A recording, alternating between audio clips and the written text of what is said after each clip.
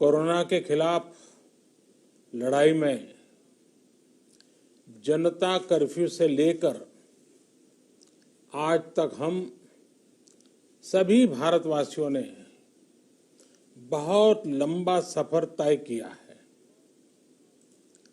समय के साथ आर्थिक गतिविधियों में भी धीरे धीरे तेजी नजर आ रही है। हम में से अधिकांश लोग अपनी जिम्मेदारियों को निभाने के लिए फिर से जीवन को गति देने के लिए रोज घरों से बाहर निकल रहे हैं। त्योहारों के इस मौसम में बाजारों में भी रौनक धीरे धीरे लौट रही है, लेकिन हमें ये भूलना नहीं है कि लॉकडाउन भले चला गया हो, वायरस नहीं गया है। बीते 7-8 महीनों में प्रत्येक भारतीय के प्रयास से भारत आज जिस संभली हुई स्थिति में है, हमें उसे बिगड़ने नहीं देना है और अधिक सुधार करना है। आज देश में रिकवरी रेट अच्छी है, फैटेलिटी रेट कम है। भारत में जहां प्रति 10 लाख जनसंख्या पर करीब 5,500 लोगों को कोरोना हुआ है, वहीं अमेरिका और ब्राजील जैसे देशों में ये आंकड़ा 25,000 के करीब है।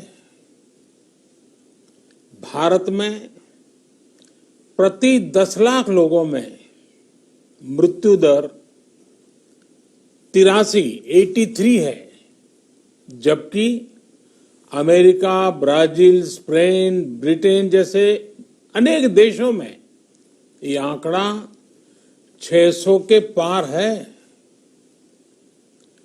दुनिया के साधन संपन्न देशों की तुलना में भारत अपने ज्यादा से ज्यादा नागरिकों का जीवन बचाने में सफल हो रहा है। आज हमारे देश में कोरोना मरीजों के लिए 90 लाख से ज्यादा बेड्स की सुविधा उपलब्ध है। 12,000 क्वारंटाइन सेंटर्स है। कोरोना टेस्टिंग की करीब 2,000 लैब्स काम कर रही है। देश में टेस्ट की संख्या जल्द ही 10 करोड़ के आंकड़े को पार कर जाएगी। कोविड महामारी के खिलाफ लड़ाई में टेस्ट की बढ़ती संख्या हमारी एक बड़ी ताकत रही है। सेवा परमो धर्म के मंत्र पर चलते हुए हमारे डॉक्टर, हमारे नर्सिस, हमारे हेल्थ वर्कर्स, हमारे सुरक्षाकर्मी और भी सेवा के भाव से काम करने वाले लोग इतनी बड़ी आबादी की निस्वार्थ सेवा कर रहे हैं। इन सभी प्रयासों के बीच ये समय लापरवाह होने का नहीं है। ये समय ये मान लेने का नहीं है कि कोरोना चला गया या फिर अब कोरोना से कोई खतरा नहीं है। हाल के दिनों में हम सब ने बहुत सी तस्वीरें, वीडियो देखे हैं जिनमें साफ दिखता है कि कई लोगों ने अब सावधानी बरतना या तो बंद कर दिया है या बहुत ढिलाई ले आए हैं। ये बिल्कुल ठीक नहीं है।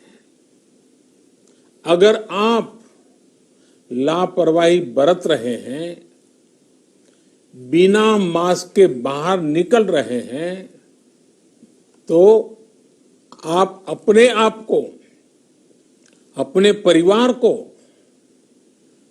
अपने परिवार के बच्चों को, बुजुर्गों को उतने ही बड़े संकट में डाल रहे हैं।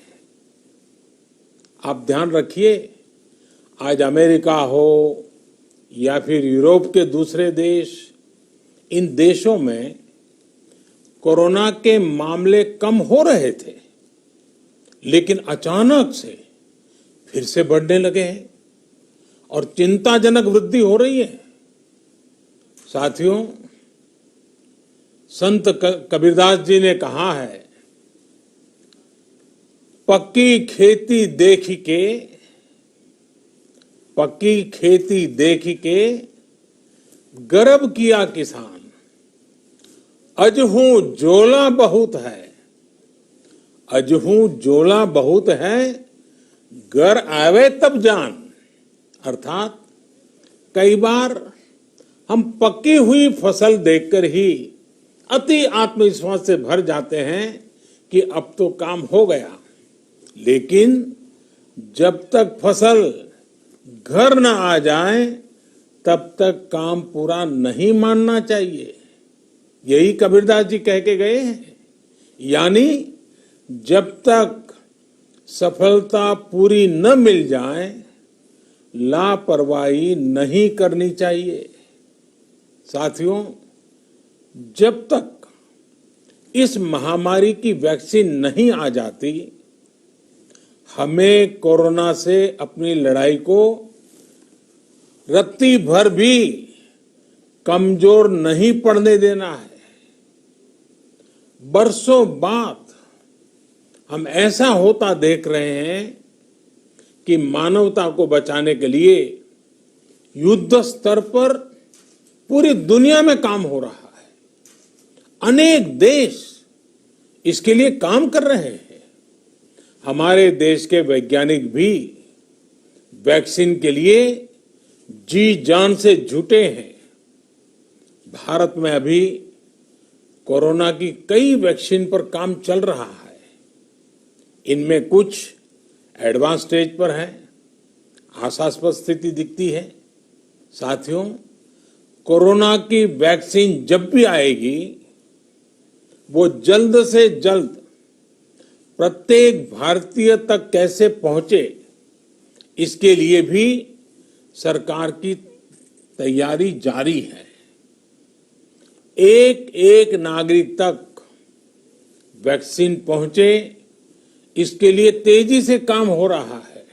साथियों, रामचरितमानस में बहुत ही शिक्षाप्रद बातें हैं, सीखने जैसी बातें हैं, लेकिन साथ साथ अनेक प्रकार की चेतावनियां भी हैं।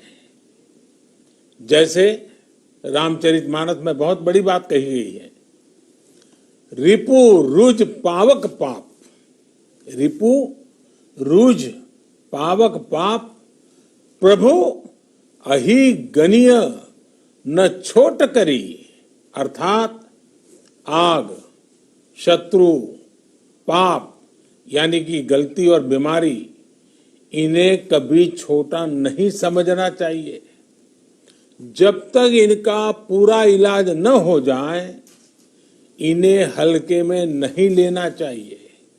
इसलिए याद रखिए, जब तक दवाई नहीं, तब तक ढिलाई नहीं। त्योहारों का समय हमारे जीवन में खुशियों का समय है, उल्लास का समय है। एक कठिन समय से निकलकर हम आगे बढ़ रहे हैं। थोड़ी सी लापरवाही हमारी गति को रोक सकती है, हमारी खुशियों को धूमिल कर सकती है। जीवन की जिम्मेदारियों को निभाना और सतर्कता, ये दोनों साथ साथ चलेंगे, तभी जीवन में खुशियां बनी रहेगी। 2 गज की दूरी, समय समय पर साबुन से हाथ धुलना और मास्क लगाना, इसका ध्यान रखिए।